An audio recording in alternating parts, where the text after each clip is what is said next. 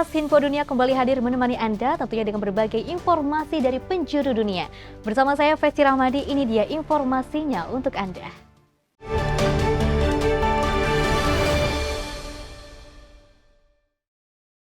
Berita utama pemirsa, Hari Kebebasan Pers Dunia yang diperingati setiap tanggal 3 Mei menjadi pengingat bahwa pemerintah harus menghormati kebebasan pers. Namun tak semua jurnalis bisa merasa aman dalam menjalankan tugasnya. Kisah Su Yutong yang melarikan diri dari Tiongkok menjadi salah satu contoh dan berikut informasinya. Memasak adalah cara Su Yutong untuk terus merasa dekat dengan kampung halamannya di Tiongkok. Ia jauh dari rumah bukan tanpa alasan, tapi karena serangan dan ancaman dari pemerintah Tiongkok. 闭嘴，因为我在不停地说这些真相，所以他希望闭嘴，包括他用威胁的方式。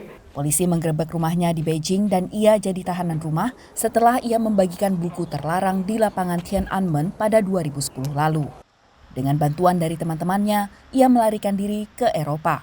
Untuk sesaat, ia merasa aman di Jerman, di mana ia menulis untuk Deutsche Welle dan Radio Free Asia terkait isu hak asasi manusia. Namun pada 2022, sejumlah pria asing muncul di tempat tinggalnya. Mereka mendapat alamat Su dari situs porno yang mencantumkan namanya. 女的时候会感到非常的恶心，非常有屈辱感，然后我的心里当时是有一些问题的，我不敢走到街上。 Pada tahun 2023, penyerang menggunakan identitas Su dan dua aktivis asal Tiongkok untuk memesan kamar hotel di Berlin dan kota-kota lain, diikuti dengan ancaman palsu bom ke hotel tersebut. Selama 2 tahun, Su tak berani keluar apartemen. Hal sederhana seperti berjalan di taman jadi aktivitas yang mengkhawatirkan baginya.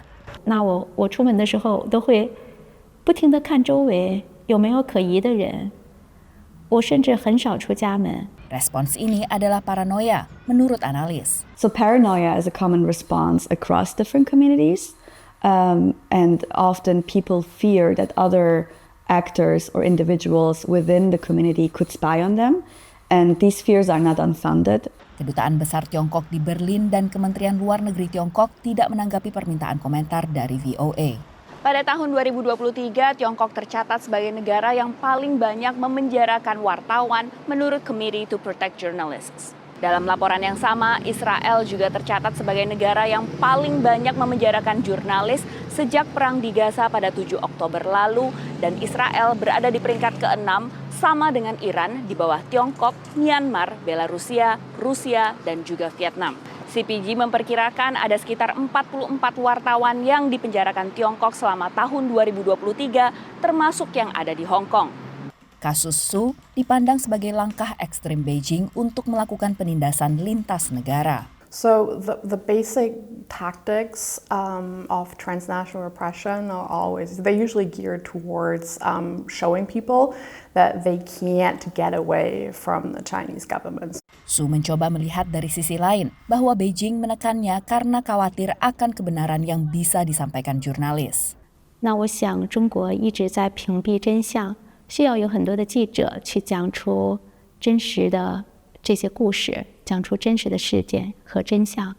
Hari Kebebasan Pers Dunia diperingati setiap tanggal 3 Mei sebagai desakan bagi pemerintah untuk menghormati komitmennya kepada kebebasan pers di negara mereka. Demikian laporan tim VOA. Pemirsa, Zimbabwe menghadapi puncak musim penceklik dengan 2,7 juta orang. Di negara ini menghadapi rawan pangan akibat buruknya panen. Hal ini membuat warga Zimbabwe Barat Daya memerlukan bantuan pangan sebelum terjadinya kekeringan. Tanaman di daerah Mangwe di Zimbabwe Barat Daya ini layu akibat terik matahari. Para petani di sini akan menjadi bagian dari warga Zimbabwe yang memerlukan bantuan hingga tahun depan. Salah satunya adalah ibu dari 3 anak ini. Isimo sama sezilimo zami kuchile vela angikwazi ukuthi kusafika next year siyabe singaphi ngavele wahle wacha kungaka so awuzange kunethwe. Mangwe menjadi salah satu distrik di Zimbabwe yang paling terdampak kekeringan. Menurut para pejabat setempat, warga mungkin harus mencari kerja di Botswana atau daerah perkotaan untuk bertahan hidup. Kurimiwa maboholes ana mvura madamu ari kuenda pasi uso hapana so uchatransferta kubva kudzimwe nzvimbo kuti tikone kutenga the TV those fees jatinga. Makanan didistribusikan di wilayah yang terkena dampak bencana. Pejabat di Matabeleland Selatan di wilayah Manggue mengatakan pemerintah meminta badan-badan bantuan internasional untuk meningkatkan bantuan. Menurut para pejabat, krisis semakin memburuk di wilayah ini akibat kekeringan berulang yang diakibatkan pola cuaca El Niño. The crop situation in Zimbabwe is very poor at the moment, and we expect that the number of people who will not have adequate stock from their own production to last them until the next harvest, which would be then by the middle of next year, that number of people who will not be able to meet their food needs over that full period will go up. Pemerintah Zimbabwe memperkirakan panen tahun ini akan menghasilkan sekitar 868.000 ton biji-bijian, turun 62% dari total tahun lalu, dan jauh di bawah target yang telah ditetapkan para pejabat. Menurut lembaga bantuan, mereka sedang meningkatkan upaya untuk membantu. We're focusing on this January to March period, which we have identified is the peak of the lean season. It's the most critical period. But as you're mentioning, it's also important for us to provide additional opportunities so that even throughout the year, people have options and means to support their families and households. Menteri Informasi Zimbabwe mengatakan negaranya sedang berupaya meringankan dampak kerawanan pangan dengan membebaskan pajak impor beras, jagung, benih kentang, minyak goreng, dan jagung hasil rekayasa genetika untuk pakan ternak, sebagai upaya untuk menurunkan harga-harga bagi rakyat kecil di Zimbabwe. Dari Arlington, Virginia, saya Helmi Yohanes dan tim VOA. Pemirsa, peringkat Indonesia turun dalam Indeks Kebebasan Pers Dunia. Para pengamat mencermati kekerasan terhadap jurnalis dan sejumlah regulasi yang menghambat di Indonesia. Lantas bagaimana komitmen Prabowo Subianto? Berikut informasinya. Indonesia turun 3 peringkat dalam Indeks Kebebasan Pers yang diterbitkan Organisasi Wartawan Tanpa Batas atau RSF dari posisi 108 tahun lalu ke 111 tahun ini. Indeks Kebebasan Pers mengukur 5 indikator, yakni politik, ekonomi, sosial, legislasi, dan keamanan. Berdasarkan indikator ini, RSF menempatkan Indonesia dalam kategori 4 alias sulit. Di Asia Tenggara, Indonesia masih lebih baik daripada Singapura, Filipina, dan Vietnam. Namun di bawah Malaysia, Thailand, dan jawara regional Timor Leste. RSF mencermati 2 tantangan utama di Indonesia, yakni kekerasan terhadap insan pers dan regulasi yang menghalangi kerja wartawan. Terkait kekerasan, Aliansi Jurnalis Independen atau AJI mencermati setidaknya 1059 kasus sejak 2006. 3 kasus terbanyak adalah kekerasan fisik, ancaman, dan pelarangan liputan. International Media Support yang mendukung kerja-kerja jurnalis di Indonesia mencermati lemahnya pencegahan dan penuntutan kasus-kasus ini. Pencegahan ini kan tidak melibatkan hanya jurnalisnya aja, tapi publik juga penting gitu. Pemerintah itu juga perlu terlibat dalam proses untuk pencegahan ini. Kemudian yang paling minim itu penuntutan. Gitu. Profesor media di Amerika Serikat yang meneliti kebebasan pers Indonesia sejak era reformasi mencermati aspek regulasi. Selain Undang-Undang Informasi dan Transaksi Elektronik atau Undang-Undang ITE, dia melihat revisi Undang-Undang KUHP yang akan berlaku 2 tahun lagi akan jadi tantangan besar. It's a very disturbing challenge because, as you know, it took forever to even write this new criminal code, and there are all these drafts. A lot of them are bad, but this draft went from bad to worse. I mean, it includes bans on insulting the president, the vice president, state institutions, the flag. Sementara Prabowo Subianto yang akan dilantik pada Oktober belum terlihat komitmennya. Sempat ada juga kan ya kayak semacam pertemuan di Dewan Pers gitu yang mengundang semua kandidat waktu itu, dan sayangnya yang terpilih saat ini tidak hadir gitu kan pada saat itu. Prabowo baru menyinggung kebebasan pers ketika KPU menegaskan keunggulannya dalam Pilpres baru-baru ini.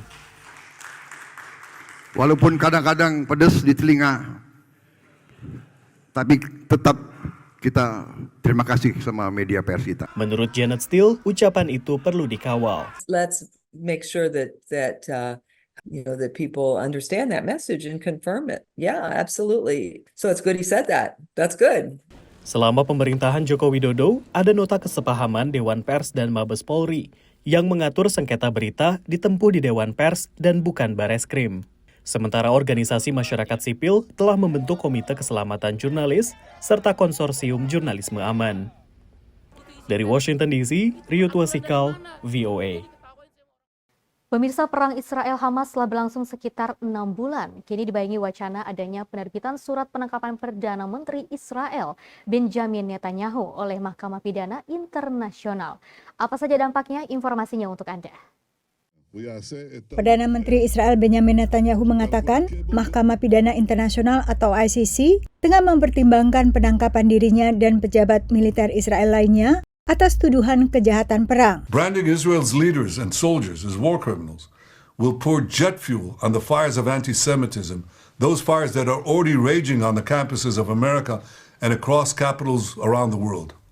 It will also be the first time that a democratic country fighting for its life according to the rules of war is itself accused of war crimes. Amerika Serikat menjadi negara pertama yang mempertanyakan kemungkinan penangkapan ini. That being said, we work closely with the ICC in a number of key areas. We think that they do important work as it relates to Ukraine, Darfur, Sudan. But again, in this particular instance, they just do not have jurisdiction. Kemungkinan penerbitan surat penangkapan ICC mendapat sambutan baik dari organisasi HAM. Amnesty International has been calling on the International Criminal Court to investigate the situation in Israel IOPT for many years. We have called on the ICC to investigate the crimes of apartheid that we believe is being committed by Israel, and we have also called on the ICC to investigate the latest round of violations over the last 6 months. ICC belum mengkonfirmasi rencana penerbitan surat penangkapan, meski jaksa penuntut Karim Khan telah berkunjung ke tepi barat dan Israel pada Desember, menyelidiki dugaan kejahatan terhadap kemanusiaan tak hanya oleh kelompok Hamas saat serangan 7 Oktober, melainkan juga oleh militer Israel. Israel bukan anggota International Criminal Court atau ICC, Mahkamah Pidana Internasional di Den Haag, sedangkan Palestina sudah menjadi anggota sejak 2015 lalu. Bila surat penangkapan diterbitkan, maka bila Netanyahu berkunjung ke salah satu dari 124 negara anggota ICC, maka ia menghadapi ancaman ditangkap pemerintah negara yang menerimanya. Amerika Serikat juga bukan anggota ICC, sehingga Netanyahu tetap bisa berkunjung ke negara sekutu terdekat Israel tersebut. You know, he could still travel to the United States. The United States would reject any warrant or anything from the ICC. But a lot of countries he couldn't travel to anymore. And so even though he would very unlikely ever see a trial or imprisonment, it would, limit his ability to travel. Termasuk ke negara sekutu-sekutu Amerika di Eropa. In Europe, a lot of these European countries, if you're indicted by the ICC, that's pretty serious. While some European countries have, cut back or suspended military aid to Israel, which isn't much. It's just a tiny fraction of what U.S. aid is. Pada saat yang sama, pada prakteknya, apakah penangkapan dilakukan? Tetap menjadi tanda tanya. Pada Maret 2023, ICC menerbitkan surat penangkapan terhadap Presiden Rusia Vladimir Putin. Tapi Afrika Selatan sempat mengundangnya menghadiri KTT negara BRICS pada Agustus tahun yang sama, dengan dalih kekebalan diplomatik yang akhirnya dihadiri Putin hanya secara virtual. Dari Washington DC, Yuni Salim dan tim VOA. Terima kasih Anda masih bersama kami. Tahun Baru Batak dirayakan akhir April atau awal Mei. Sebuah tradisi yang dipertahankan prasadaan bangsa Batak. PBB ingin melestarikan budaya dan juga adat Batak kepada generasi muda yang lahir dan besar di Amerika. Tapi tadi juga ada perwakilan datang dari DC area, Virginia, seperti itu. Ada juga yang dari Atlanta. Akhir April lalu, Gereja Baptis Indonesia Anugerah New York yang terletak di Woodside sekitar setengah jam berkendara dari Manhattan dipenuhi diaspora Indonesia. Mereka tergabung dalam Pasadaan Bangsa Batak atau PBB di kota New York dan sekitarnya, seperti New Jersey, Connecticut, dan Philadelphia. Mereka berkumpul merayakan Pesta Bona tahun 2024, seperti dijelaskan ketua organisasi ini, Pelita Napitupulu. Bona tahun itu sebenarnya, Bona itu pangkal. Tahun, ya tahun. pangkal tahun. Jadi pangkal tahun, awal tahun. Nah, kalau orang-orang kan kalendernya ada ya, kalender Masehi atau Gregorian. Nah, itu kan 1 Januari. 1 Januari. Iya. Kalau kalendernya Batak itu sekitar akhir April ke awal Mei gitu. Jadi kita mengikuti kalender Batak. Dengan tema persatuan dalam kerukunan masyarakat, pesta tahun baru ini dihadiri lebih dari 150 diaspora Batak serta berbagai organisasi kemasyarakatan lain di kota New York. Tentunya, salah satu daya tarik acara diaspora Indonesia di Amerika adalah berbagai makanan khas tanah air yang dihidangkan. Di sini juga ada ciri khas Batak, sasak namanya. Jadi semua kita ibu-ibu persaudaraan bangsa Batak gotong royong bersama. Karena persaudaraan itu menyatakan kesatuan. Namun bagi organisasi yang sudah berdiri di New York sejak 89 tahun lalu, tujuan utama Pesta Bona Tahun adalah memperkenalkan budaya serta adat istiadat Batak kepada generasi muda agar mereka tidak terputus dari akar budaya mereka. Nicole Korea, yang ibunya berasal dari Pematang Siantar dan ayahnya dari negara Kolombia, ikut memeriahkan acara tahun baru ini dengan membawakan lagu-lagu Batak. Being Batak is such an important part of my life and such an important part of my culture, and it is something that I love sharing with so many people, and I hope that when I have my own family that they'll also be able to partake in this beautiful and amazing culture that is Batak culture. Sehingga bagi Nicole dan diaspora Batak lainnya, hadir pada acara ini seperti berada di rumah sendiri sambil belajar meresapi berbagai prinsip dan nilai-nilai sebagai seorang Batak. Dari Woodside, New York, Naratama, Nia Iman Santoso, VOA. Pemirsa, generasi kedua imigran Indonesia di Amerika Serikat seringkali dihadapi tantangan menguasai bahasa ibu mereka. Di kampus terkenal University of Pennsylvania, kelas bahasa Indonesia dimanfaatkan anak-anak imigran Indonesia untuk mengasah kemampuan bahasa Indonesia. Hari kemerdekaan di Amerika Serikat. Ini adalah presentasi mahasiswa kelas bahasa Indonesia pemula di University of Pennsylvania. Makanan adalah bagian. Jack dan Arnaf adalah dua mahasiswa S1 keturunan Indonesia yang tengah mengambil kelas bahasa Indonesia ini. Saya berasal dari Jakarta, tapi semua keluarga on his side dari China. Chindo, yeah. Chindo. I was in Jamaica my whole life. So, I mean, like, most of my culture is Jamaican. I guess, like, some parts of it are Indonesian. To be fair, like, it's Indian either way. Like, I'm either Indian in Jamaica or Indian in Indonesia. So Kelas ini adalah satu dari 50 bahasa minoritas yang diselenggarakan oleh University of Pennsylvania di Philadelphia dan diajar oleh Citra Wardani yang mengajar lewat program pertukaran Fulbright Foreign Language Teaching Assistant. Aku juga ketemu murid-murid yang fun banget mereka belajarnya, dan aku punya hubungan yang dekat sama mereka, not as teacher gitu, tapi lebih kayak mentor, kayak kakak gitu kalau buat mereka. Iya, boleh coba. Metode yang diajarkan Citra menekankan ke pembicara sehari-hari yang dirasa akan lebih bermanfaat untuk para mahasiswa ini untuk berinteraksi dengan warga Indonesia. Like the foremost point of the class is to learn how to speak with Indonesians, not worry about formal or informal. Just like get it out there and just keep speaking the language. And I feel like that's honestly the best way to learn. Like we also go to we went to restaurants together, we know to order food. Suka makan nasi goreng, pretty basic. Tapi saya juga suka makan ayam gulai dan makanan Padang lain. Dari 1 sampai 10, skill bahasa Indonesia kalian berapa? 4. 4 juga. Mayoritas mahasiswa kelas bahasa Indonesia di kampus ini tumbuh dan besar dengan orang tua asal Indonesia. Namun, justru kesulitan untuk berkomunikasi aktif dalam bahasa ibu mereka. Seperti curhatan Zora dan Timothy yang masuk di kelas bahasa Indonesia tingkat lanjut yang diajarkan oleh Citra. Saya ambil kelas ini untuk bisa lebih lancar bahasa Indonesianya, karena saya ngomong bahasa Indonesia sama mami papiku. Ya, saya juga kesel kalau nggak tahu gimana bisa ngomong di Indo, karena saya suka ngomong tentang banyak sains science-related things. University of Pennsylvania berada di kota Philadelphia yang dikenal memiliki konsentrasi diaspora Indonesia yang tinggi, termasuk para mahasiswa yang bersekolah di sini.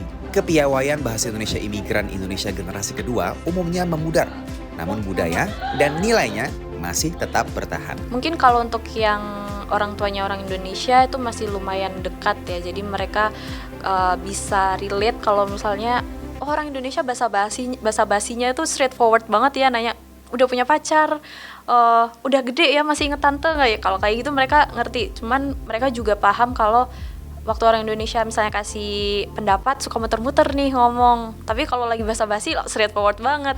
Bagi para murid Citra, belajar bahasa Indonesia tak sekadar mengejar nilai, namun juga untuk kembali mengenal dan mempertahankan budaya kampung halaman orang tuanya.